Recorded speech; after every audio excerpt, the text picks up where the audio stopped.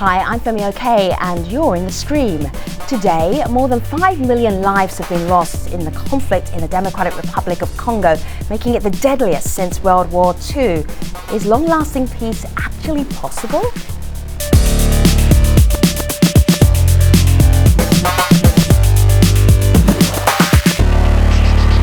Our digital producer Malika Bilal is here looking out for your live feedback. This is a news story. It is happening right now as we sit here. So our audience, they can ask us anything about what's going on. I'm probably going to tell us a whole lot about what's going on in the DRC. Yeah, and they already are. Right. Now, last week we saw one of the groups, M23 rebels, suffer a huge defeat, but our community is cautioning that this is just a partial victory. On Facebook, Obilo writes in, "I'm urging the DRC government to embark on a political measure now, the only measure that can grant them total victory over M23. Now, for those of you at home, we're going to go into all of that, but we want to hear from you to do it. So join the conversation with hashtag AJStream. Also joining us in the studio to be part of this conversation, we have Movember Disolele. Movember is a Congolese blogger and a journalist as well. It's great to have you here in the stream. Thank you for having me. Are you ready for us to pick your brain? I am. All right, we will find out in just a moment. Before we start picking Movember's brain, be sure to check out our website. You can see some of the other stories that we're following, and it's your opportunity to comment on them. At the bottom of each story, there's a place for you to look out for our feedback, our exclusive feedback, and our web content as well, and put your feedback and content in there too. Hi, I'm Sara Pantuliano. I'm the head of the Humanitarian Policy Group at the Overseas Development Institute in London, and I'm in the stream. Fighting rages on in the Eastern Democratic Republic of Congo between the army and M23 rebels, despite a peace deal. International envoys have called for a ceasefire to allow the deal to take hold, while both sides blame each other for continued attacks along the DRC and Uganda border. The once powerful M23 rebels suffered a huge defeat by the army last week. The military drove rebels from towns and cornered them in the hills along the eastern border, raising the possibility for an end to the 20-month rebellion. M23 was founded by ethnic Tutsi fighters who incorporated into the Congolese Army. That was under a 2009 peace deal. But then they mutinied last year, claiming the pact had never been fully implemented. As diplomats scramble to find a political solution, many are focusing on simmering tensions between the DRC and Rwanda. The UN has accused Rwanda of backing rebel groups, a claim that they deny. So what's ahead for the Eastern DRC, and is a long-lasting peace possible? Joining us from Kinshasa on the phone, we have Lambert Mende. He's a spokesman for the Congolese government and the Minister of Media. Joining us also on the phone from Goma, we have journalist Melanie Gubi. On Skype from Goma, Sekombi Katundolo. He is the head of media at the Mutani radio station. It's great to have you all here in the stream. Let me start with Sekombi. It's really hard to get an idea of what's happening, Sekombi, on the ground. So we had the Congolese Army dancing and celebrating last week. I am watching Al Jazeera. I'm hearing rockets in the hills, and the fighting still going on. From your perspective, sitting in Goma, what's happening? Well, at the moment, the situation in Goma town is calm and everyone is happy. You can see people regaining joy and hope on their faces. But when you go up side of Goma, that's the road towards Kiwanja Ruchuru, you will see the traces of all this war, which is still really fresh. And because today there was a fight on Mbuzi Mountain, and also Runyonyi. Those are the last place controlled by M23, and the fight was still going on tomorrow, as we heard from our sources here. So places like Bunagana were shelling by M23 today and have more than six people killed. You still have that fear, when you meet people and when you hear them saying, because they're not a guarantee that M23 has really get defeated, because they've been staying under occupation of M23 for more than a year now. Right. So they're still having that fear. So that's in general the situation on the ground. Lambert, I'm just wondering if your army started celebrating too early. What's going on as far as you're concerned?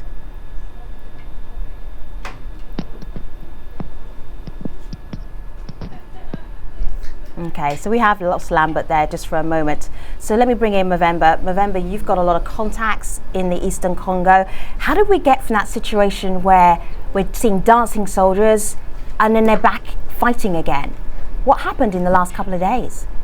I think the Congolese Army has made a lot of progress. They've gained a lot of territory.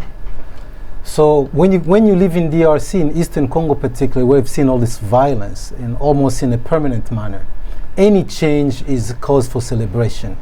The challenge is that you should not over-celebrate, because in the way that we say in America, it's not over until the fat lady sings. This has been going on for a while. We've been in a situation like this before, where ground had been recuperated and only to be lost. When was the last time? Because I feel like I've been covering the DRC for years and years and years. I think I've been here before. When was the last time that you remember that we was at this very similar situation? Well, I think on one level, it's not that long ago. I mean, November, Goma was under siege by the M23, and then they left. People celebrated, but they didn't go very far. They went only about 10 kilometers out of the city, even closer than that. So they continued to threaten the city, even though people were hoping that that would be the end of it. It didn't end, so it dragged on for another year. Sure. And before that, you had heard people like Laurent Kunda putting a siege on Bukavu in 2004. Again, it was supposedly solved for a little bit, but only for him to retreat in a safe zone from which he carried out whatever he was doing. What's your gut telling you right now?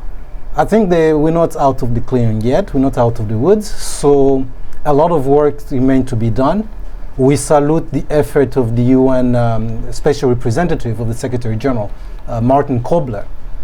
Martin Kobler has come with a new approach. He's instilled a new momentum into the process. You know, his predecessor, Roger Mies, was not considered very credible by many of the quarters involved in the conflict. But since Martin Kobler came, his message has been very clear. Right. Nobody has a doubt in what he's trying to do. He sent a strong message first of all, arriving in Congo, going to the east first, visiting soldiers at the front line, going to hospitals, visiting soldiers who had lost limbs, whatever part of their body they might have lost, building confidence in the system. After that, he went to Kinshasa and met with President Kabila to present his letters of credence. So you realize that goes a long way. Sitting with civil society, as he did, hearing their grievances, hearing their recommendations, and trying to apply that. Right. That's something that has been missing in Congo for the last 5 years or so. You know, Femi, earlier you asked a question to the government spokesman, and we'll hear the answer in just a bit once we get him back. But not from him, unfortunately, because I'm not sure he's going to be back with us, unfortunately. We'll get that answer, though. And with the question that you had is represented in this tweet, did the Congolese Army celebrate too soon? Adam tweets this picture. This is how the Army's morale looks like. The front lines, of course, this is from last week. And another picture that the Army shared was this picture of civilians showing support for the Army. Many are happy to see that them after the back of this operation. So Melanie, I want to go to you with this, because a little bit earlier we heard from Sakambi about this happiness that's mixed with fear. From what you're seeing, you're in Goma, and what you're hearing from people, is this a tempered happiness? Well, people are definitely celebrating, because it's the first victory of the Congolese Army against a rebellion in so many years.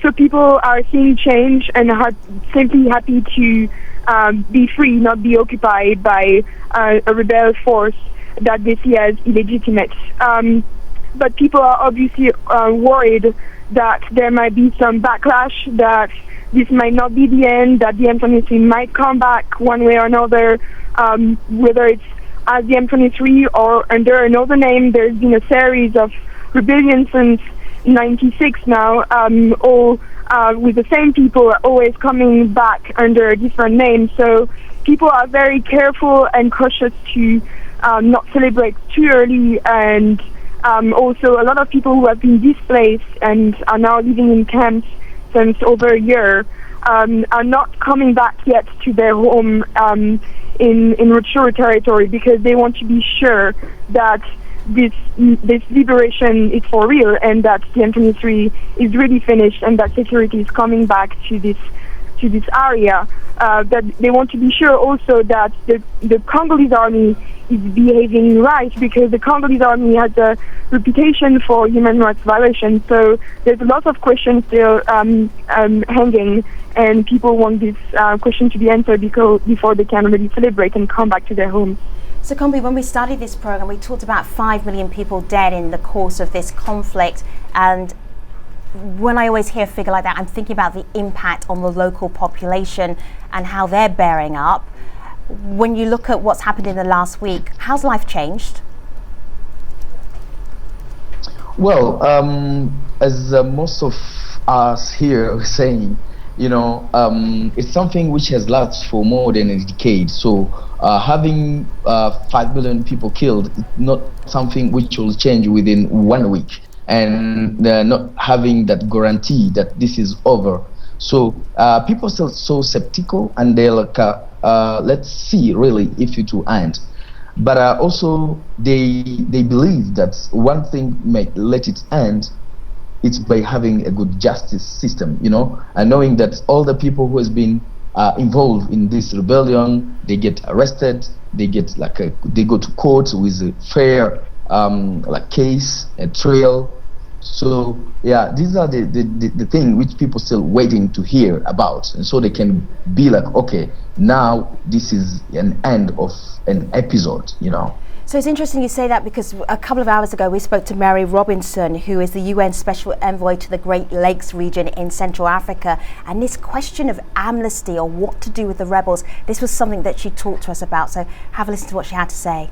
Who had committed serious crimes against humanity, war crimes, crimes of sexual violence, serious crimes, child soldiers would not this time get amnesty, and that has been the result. But there has been a willingness to integrate the troops at a lower level, and the details have been agreed between the parties, but on that basis. And this would be the only way in which the team of envoys could possibly have endorsed and supported this agreement. So, amnesty, this is a sticky question, because the last time DRC was in this situation, rolled the rebels into the Congolese army, they mutinied, and here we are again with rebels and working out what do we do with them. November? Well, Femi, this is the core of the problem, right? Whether you ask whether people should be celebrating or not celebrating. The issue is that if the M23 leaves, then who's next? There are plenty of groups in the region, so we are caught up with the M23. The very issue of amnesty drives the point to the very center of the problem. Is giving amnesty to M23, allowing for the creation of the next group that will rise from the same troops. What about the other militia that we're supposed to be going after? Remember, there's a new deal that allows the UN, especially the intervention brigade, to go after all these bad guys. If you give amnesty to M23 soldiers, not only to raise this question about all the crimes they've committed, but what does it mean for the crimes committed by the other groups? Are you going to continue to give everyone who wants to join amnesty? And then if you give them amnesty, what do you do of them? Does it mean you insert them into communities and they'll live happily thereafter? Or do you take them back into the military? In which case, what do you do? It raises the next question. Is the Congolese army rebuilding itself? Because that's the crux of the problem. I'm counting, you've given me 4 questions so far. I have 4 questions, and I also have the man who may have a couple of the answers. Malcolm Webb has been covering the DRC conflict for us over the last couple of weeks. Malcolm, it's great to have you part of this conversation. Is it too early to talk about amnesty right now? What's the Congolese army up to? The Congolese army have been firing heavily on the M23's remaining hilltop positions for the last few days, and they say that just today they took one of the 3 remaining hills that the rebels hold. That's the hill of Mbuzi. So there's 2 more hills that remain, but just this morning, about 8 hours ago or 10 hours ago, a number of bombs landed in the town of Bunagana, and the Congolese army said they were fired by M23. At least 3 civilians were killed. We saw the bodies. And the Congolese army also said that they thought that this was a deliberate tactic on the part of M23 because they're squeezed, and so they thought in desperation they're lashing out at civilians to try and force the government to leave them alone. So Malcolm, I'm just thinking, standing back from this, because you're right in the middle of just reporting this happened this day and this happened this day. If you just stand back a little bit, and we're watching as an international community, how would you assess what's been going on in the last week?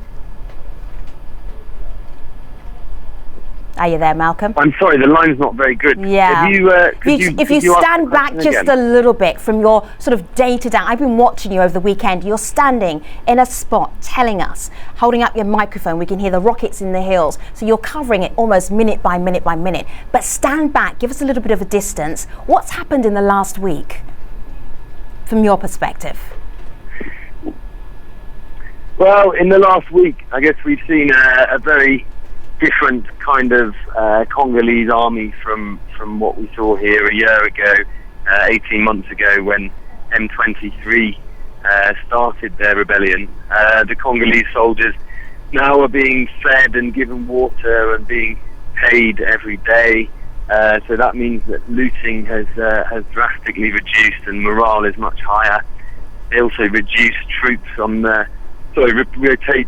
the front line often. So after a couple of hours of fighting, the first troops get taken back and another unit gets brought forward. So when 18 months ago they were just fleeing from one position after the next as the rebels came in, now we seem to see something different, something with higher morale, better structured, better organised, and some seemingly competent and well-trained commanders that have been commanding these recent operations. Right. Malika. Well, a little bit earlier we were talking about Amnesty. Our community now is picking up on that. And Mbemba, there's a tweet here from Alhaji. He says the M23 rebels deserve no amnesty. After committing heinous crimes, he says, with impunity, including the looting and pillage of DRC's rich resource. So the question then is, what comes next? There's a video comment here. I'd like you to have a listen to this. Okay. A lot of things to do and many fields remain unaddressed. So in other words, what is going to happen once M23 has disappeared? There has not been very serious engagement with other conflict actors. There's no disarmament process. Maybe it's going to restart soon. And so against that background, peace building is extremely difficult in the Democratic Republic of the Congo. It has to engage the low and local levels and all stakeholders in the conflict. And it is multidimensional, in fact, and therefore highly difficult to completely address. So what Christophe in that video comment there mentioned was all of the unaddressed issues. How do we even begin to start talking about those? Well, Christophe is right. Those are the real core of the problem. That's what I was referring to earlier. These are small victories. They're big if you live in the community that has been liberated. Obviously, we cannot underestimate the relief that the population feels. But we need to continue looking at the bigger picture. The bigger picture raises the question, how did we get here in the first place? We got here in the first place because of a weak state in Kinshasa. We got here in the first place because the army was not organized enough. We got here because the UN was not doing its job. We got here because neighboring countries were arming militias. So to complete what Christophe is saying, if you're negotiating with the M23, but you're not negotiating with Rwanda or with Uganda, have you really negotiated? Because tomorrow, if a new group emerges, which is armed by the same countries, then what? So on the other side, you have the political process. The political process is real. It's been failing for a long time in DRC. The last elections were substandards. People have grievances about what's going to happen in 2016. Will the government respect the constitution and allows for transparent, credible elections so that new candidates will rise and replace the current government if they lose, or at least have a new president, because the term of the president are coming to an end. Those are some of the issues that need to be addressed. As long as they're not on the table, various local defense forces, which are known as Mai Mai, or various incarnations of Mai Mai, will continue to emerge. And this is not just a problem in the Kivus, where we tend to focus.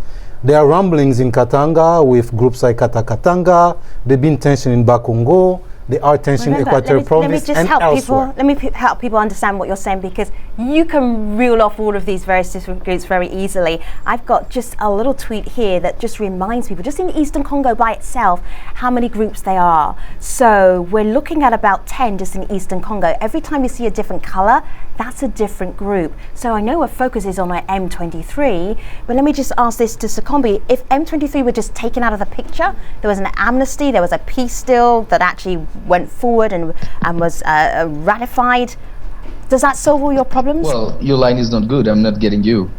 I didn't get. If we take the M23 out of the picture, problem solved or not? Not at all. Not at all. We're far away from that. You know, we have more than 9 communities in Congo, in Goma, I mean, in North Kivu. And then all those 9 communities, each of them has at least 5 defense groups.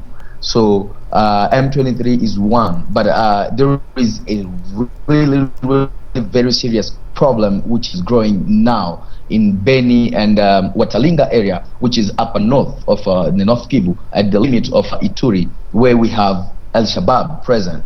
So it will be even worse than M23. So M23 is one of the piece of the puzzle. If you go in Masisi, we have more than 30 armed group. So M23, it was just one thing which was stronger than others, but the problem is still there, and it's still real. So we've lost our government spokesman, but we do have Malcolm Webb, who's been with the government troops and the soldiers. Malcolm, what are you hearing about what the government wants to do next? Are you hearing anything at all? They're very clear about the fact that they, I think, want a military solution to this. I think they don't want there to be an M23 remaining there at all that could regroup and restock and come back in the future. So I think they're keen to just keep fighting until, or they hope until they get a decisive and final victory and take those last 2 or 3 hilltops from the rebels. There's no sign of them giving in or providing any kind of amnesty or anything else, and I imagine the reason for that is simply because it is a risk. You know, if the widespread allegations that Rwanda is supporting them is true, then even if Rwanda is not supporting them now, then if they were still holed up there on the border, then that's something that could possibly resume in the future. Sure. So I think they don't want a risk of any further threats. They want a conclusive and final outcome, a complete and total victory on their part. Interesting. Malika?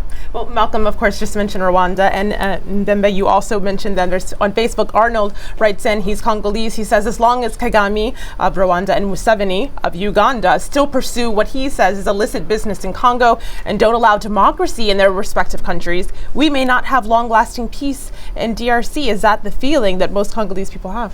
This is a very present feeling among Congolese that, I mean, it's based in history. It's not just feeling Congolese have. I mean, for the last 20 years, Uganda and Rwanda have been involved in DRC in various forms. So the solution then is to help rebuild the Congolese state. So the Congolese state can do its work, which is to protect the civilians, build a strong set of institutions that can provide services to the Congolese people. We've been talking about the M23, and I want you to hear from their political leader before we head across towards the post-show. We spoke to him a couple of days ago. This is what he said about a lasting peace solution. His name is Bertrand Bisimwa. It's about the implementation of the agreement and the resolution of root cause. I think that this is very, very important, because even if the government destroy M23 on the ground military, we think that he will not destroy our cause. And we would like, even if we are fighting, we'd like that the government knows that the only way to get definitely peace in our country is to resolve root causes. M23, leader of the M23 rebel group, actually agrees with all of our audience and all of our guests as well. The only reason to get peace and the only way to get peace in the DRC is if you address the root causes. We'll be tackling some of those in the post show, stream.aljazeera.com, but I just have enough time to tell you what we'll be doing tomorrow. Since 9/11, the number of Muslims in British prisons has gone up by 200%. Now, some inmates are claiming they are being bullied by Islamic gangs. Is it true? And why there's so many Muslims in prison anyway? We'll find that out on the next show. Thanks for watching.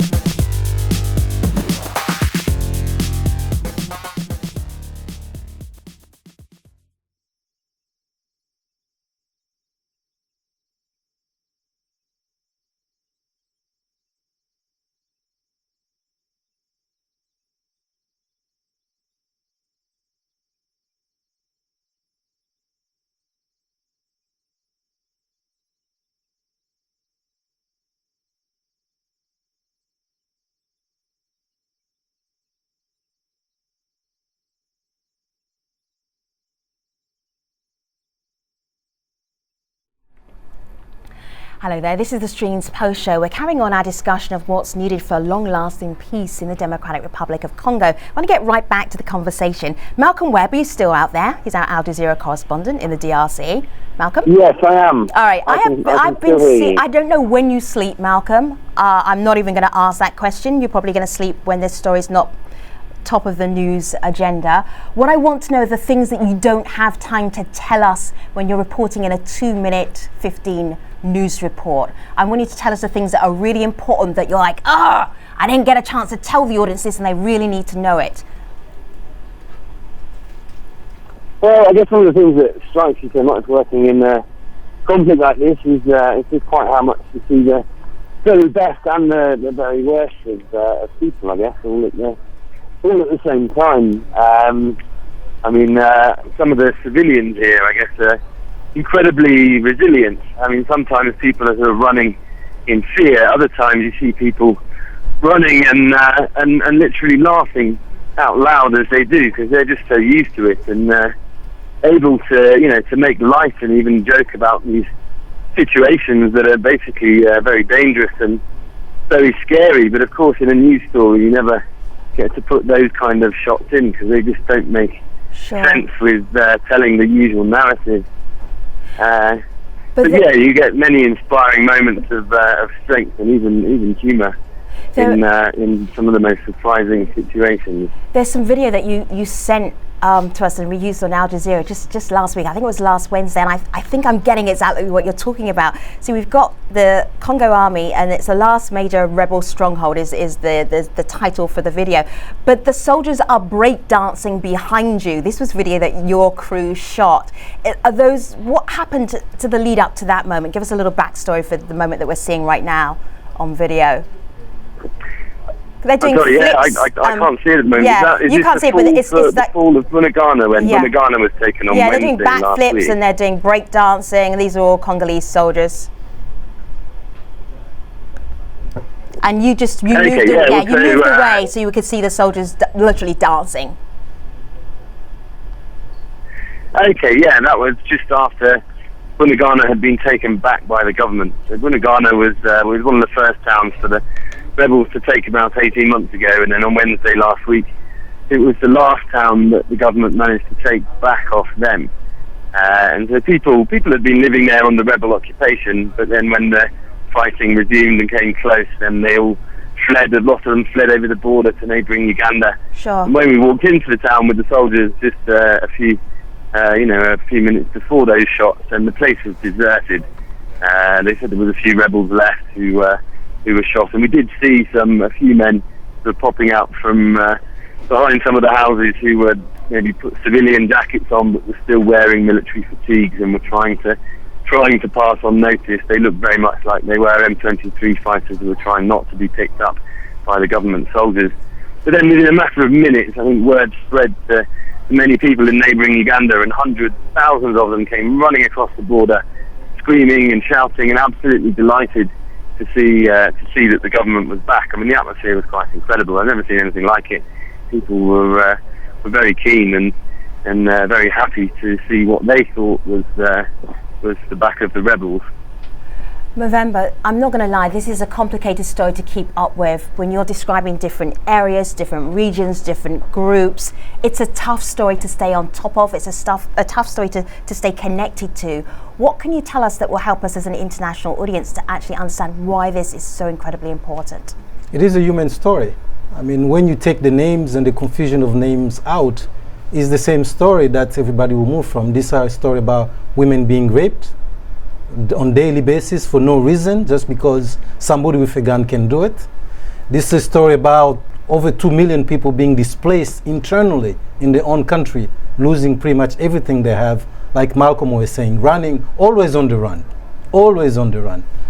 This is a story about pillaging and looting, which we all can relate to, because nobody will ever want to be dislodged from his apartment for no reason, really, simply because somebody has a bigger gun, and his grievances, you never know what they are. You know, early on we heard from the M23 spokespersons who was talking about root causes. You know, this is a term that has become so elastic and so vague. What are the root causes that allows you? I'm not sure. Because what are the root causes that allow you to go rape and displace other people? Yeah. It doesn't make sense anymore. So that's the key of the problem, is humanity gone mad. But I feel it doesn't make sense anymore. Kind of sums up the DRC for me, and I've been following it for a very long time. Does it make sense to you? No, it doesn't make sense to anyone. It certainly doesn't make sense to the hundreds of communities that have been victims of this kind of barbarism, because that's really what it is.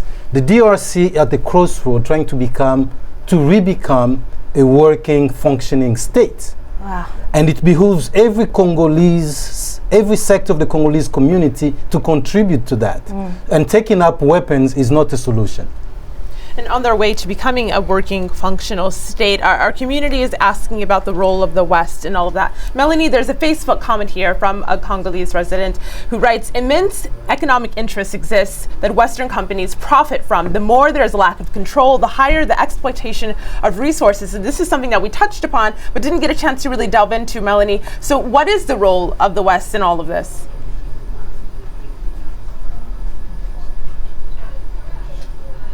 Do we still have Melanie? Looks like we've just lost Melanie. But Sakambi, I'll pass that over to you if you're still on the line, because a lot of people are asking about Western influence and the role of countries like the US, countries like the UK. Yeah, well, you know, I would say they play a major role. You know, this area, it's the place where we have so many natural resources, as petrol, as I would say gold and diamond and coltan, cassiterite, all the stuff. And we saw what happened. I think we're going to have to say, like within the last month, you know, with the US President Barack Obama calling in can you hear me? We can hear you. Keep talking fast, because Hello, we're almost at the end of the show. So Combi, carry on. Carry on, we hear you. We hear you intermittently. Keep going while we can. I said we heard the President Obama calling the President of Rwanda, Paul Kagame, telling him that the US have now the enough proof that Rwanda has been supporting M23, and we saw also the State Department like stop the Rwandan military aid, and you know the impact of all that. Now it's like M23 didn't have the backup from Rwanda this time. That's why the Congolese army could go that fast also on the front line, and the same thing happened on the Congo side. They had a little more pressure, like, hey guys, we know that some of your Congolese soldiers are not disciplined. They are also like trafficking gold and cassiterite and all that stuff. So with that role, it helps like to have more going on in terms of military success on Congolese side and defeating M23. Okay. So the Western community is playing a major role on putting pressure on both sides. All right, so I have 3 journalists. In fact, no, there are 5 journalists here. So journalists hate for people to ask them their opinion because we're supposed to be reporting, but I'm going to ask all of you to get out of your comfort zone. I only just need a sentence. I just want to hear what you think, Sekombi, is going to happen next in the DRC. Just a sentence. Well, what we should do now is to be clear about it, and knowing that with only military solution we want to get the last answer to all what is happening in the Congo, and especially in the Kivus. So we need to have all the solutions on the table and try to have pressure and put pressure on the Congolese government to become more responsible, and also to take care of its population. Very long sentence, Sekombi, but I get exactly what you're saying. Malcolm Webb, he's our Al Jazeera correspondent. Malcolm, I know this isn't your comfort zone, but I'm going to ask you, what do you think is going to happen next? I think if the M23 rebels continue getting support, or if they get more support, then this could drag on for quite a lot longer. If they don't get any more support, then it could be possibly over in a matter of days. But then the question that everyone will be asking is the government going to show the same momentum to disarm and clear up all the rest of the militias? Some of those militias they've been accused of working with at some point, and even hiring to fight against M23. So it's people are going to be waiting to see if this is the beginning of a new era, or just a squabble between old enemies. Sure. Malcolm, whatever happens next, I know you'll be reporting on it on Al Jazeera. Thanks for joining us. Also, Sekombi, thank you very much for joining us as well. We also had Melanie Gubi and for a moment Lambert Menda, who was also part of the government. So people coming in and out, because it's really hard to keep the connections going between here, Washington DC, and the DRC. November, what would you say is going to happen next? Nobody knows. Congo is a land of surprises. What should happen next is the question that we need to be asking. What should happen next? Oh, I think we spent 40 minutes talking about what should happen next. Crystal ball in Congo doesn't work very well. Sure. The crystal ball just doesn't. Anything is possible and nothing is possible. So what should happen next is really for the DRC government to continue to show responsibility in fulfilling its part of the social contract. But is this realistic? Don't tell me things that aren't realistic. Tell me something pragmatic. Well, this is very realistic. It is very well, because obviously we've seen that there's a change. So they're capable of bringing about change. Okay. This is the same people who were failing over a year, failing to dislodge the M23. Something has happened that has made it possible for the same FRDC that was a laughing stock not that long ago to gain these territories. So whatever they're doing, they should continue doing it, and then more. Right. On the political front, not just on the military front, because the DRC is not just the Kivus. Yeah. And we're talking about a small territory. Just the eastern side. A small part of the east. Of somewhere like the comparison was always the DRC is like the whole of Western Europe. Correct. It's like all the world. So you need a commensurate type of leadership to hold that place together. Wow. And that's what we should be doing. And so far we're doing okay in the sense that I mentioned earlier that Martin Kobler of the UN has been doing great. The US is putting a lot of pressure.